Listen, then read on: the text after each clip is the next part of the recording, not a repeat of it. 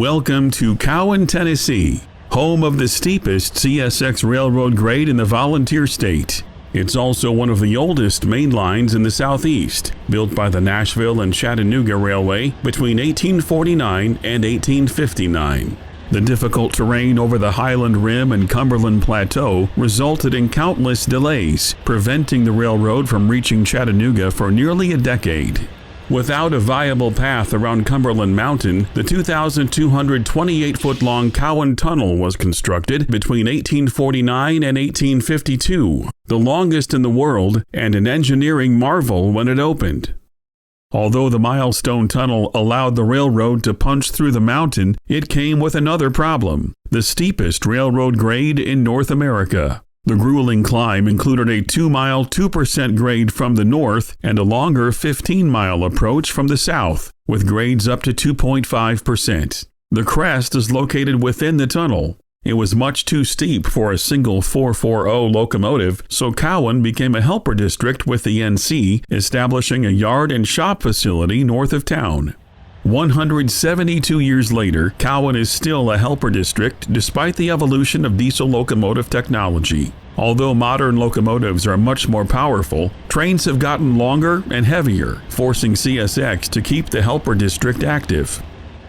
The modern-day NC main line is known as the Chattanooga or Chat Sub, running from its namesake to Nashville, a distance of 140 miles. The line sees approximately 15 daily freight trains, most requiring a manned helper at Cowan. This peaceful town of 1,800 people is well aware of its railroad heritage, with the former NC&STL depot being the community's centerpiece. Opened in 1904 and closed to passenger service in 1965, the Cowan Depot was used for storage and a yard office for several years until the early 70s, when the L&N Railroad closed its doors for good. Sitting empty and unused, the railroad made plans to demolish it, but community leaders stepped up to save the historic structure. It was relocated in 1976 to the opposite side of the main line at a safer distance from the active track where it remains today. The depot is now a museum dedicated to the history of the NC&STL and its impact on the community. It's also a great spot to watch trains and is home to a popular rail cam. We met tour guide Brian Judd at the Cowan Depot to learn more about the history of the building and its importance. Well, my name is Brian Judd. I'm one of the volunteers here to give tour guides. I'm also on the board of directors for the Cowan Railroad Museum. And how the story goes for this nice little place, she used to sit in the location just behind where Drayton is standing. And the story goes is that in the middle of the 1960s, when passenger trains were running, well, the railroad made a decision, to cease passenger operations due to money loss. And the railroad started using more of this building for storage purposes, for the maintenance way if they have to store equipment or if they have to do any paperwork. Well, in 1971, that came to an end, and that's when they closed it up. Well, railroad executives saw this building along the line and sitting there thinking, well, that's just an extra expense, for them to keep the building around. They were looking to tear it down. Word had gotten out to this town here in Cowan. They didn't want to see this, disappear, because this building has been here since 1904 when it was first built. So a group got together by the name of the Cowan Beautification Project, and their whole idea was to raise funds as much as possible, buy the building from the railroad, and have it moved. And the reason they have it moved was, well, it used to sit next to the main line. So citing, safety precautions is one, if they want to preserve it, it had to be moved to a safer location. So after them buying it for, let's say $1, which back in those days, that's dirt cheap for anybody to get a building like that, they raised thousands of dollars through yard sales, fundraisers. There was even an event here in 1975, it was the bicentennial, where they raised additional funds. They even had the event held at the depot.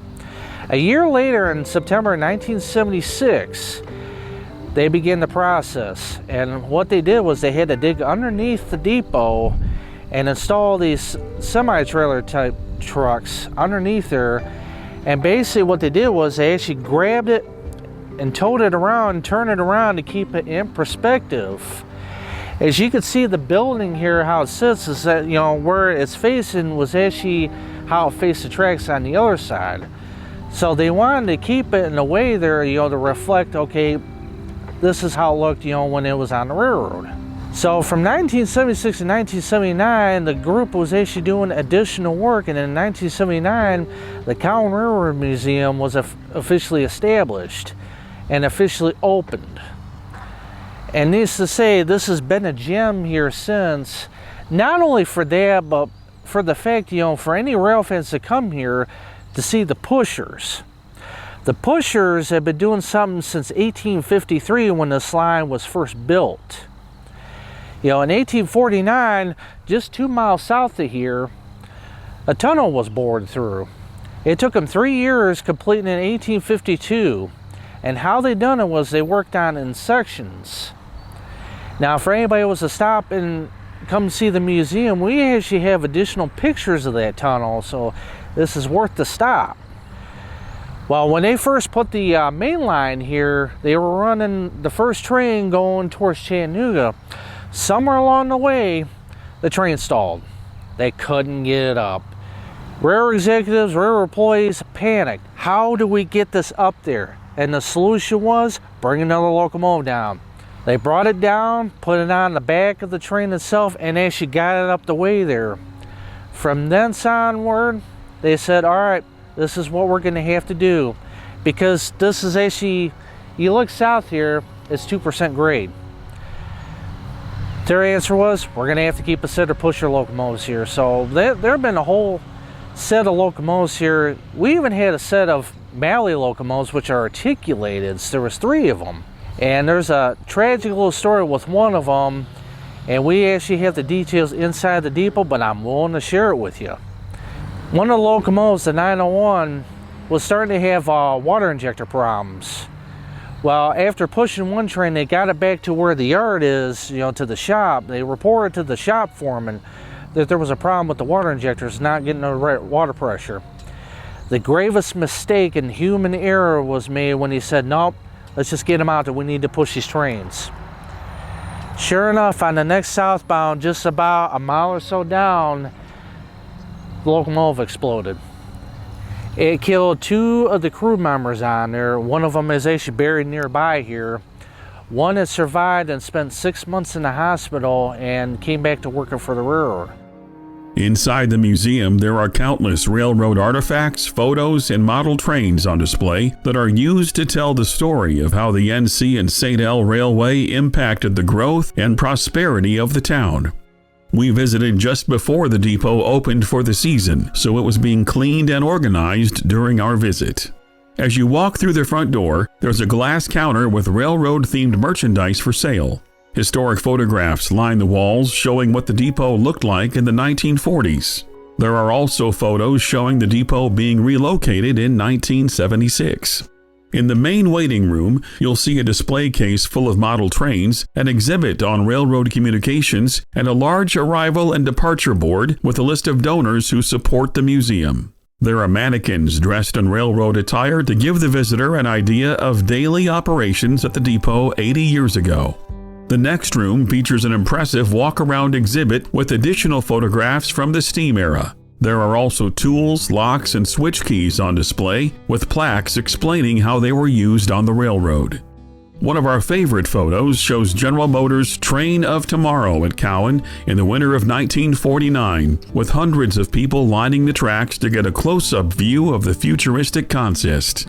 The depot also has an upper level rarely viewed by the public. Brian kindly invited us to tour it, where we were treated to an incredible view of the CSX main line outside.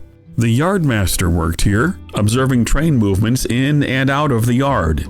There are a few miscellaneous railroad artifacts upstairs, including signage, a safety board, and more tools. Steam locomotive number 1 is on display outside the depot. Built in 1920 as a Porter type, it was rebuilt later on with a 242 wheel arrangement. Originally owned by the Bibb Brick Company of Macon, Georgia, the locomotive transported 6-car trains between a clay pit and brick foundry, perfectly suited for its size and capability.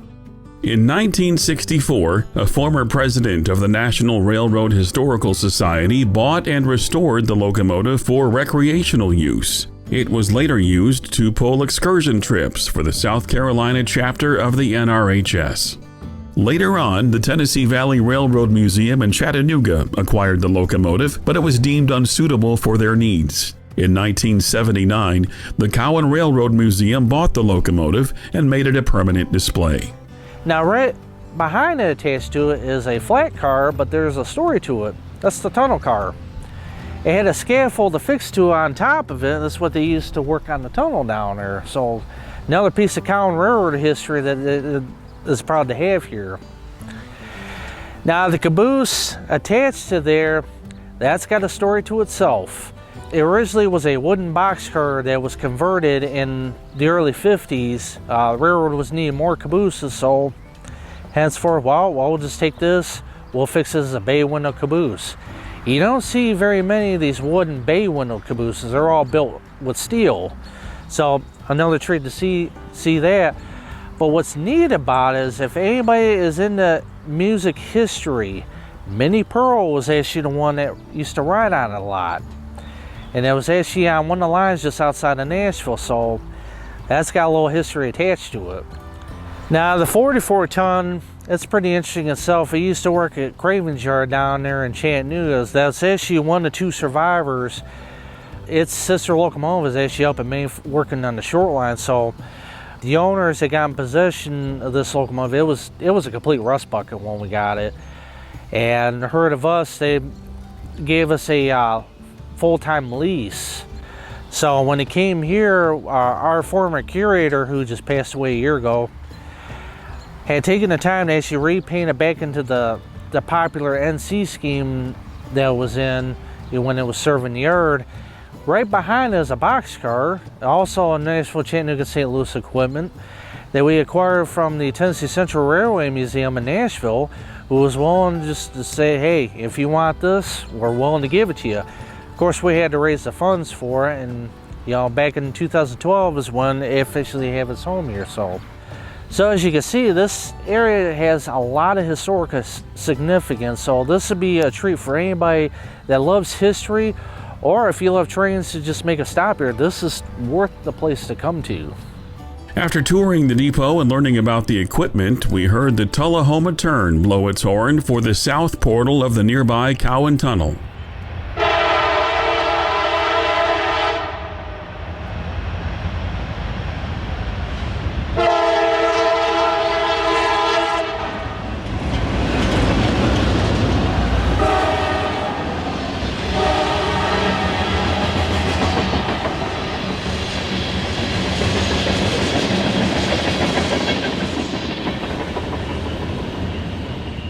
Running Monday through Friday is train L447. The turn runs from its namesake to Anderson, Tennessee, where it sets out and picks up cars from Lwaste, North America.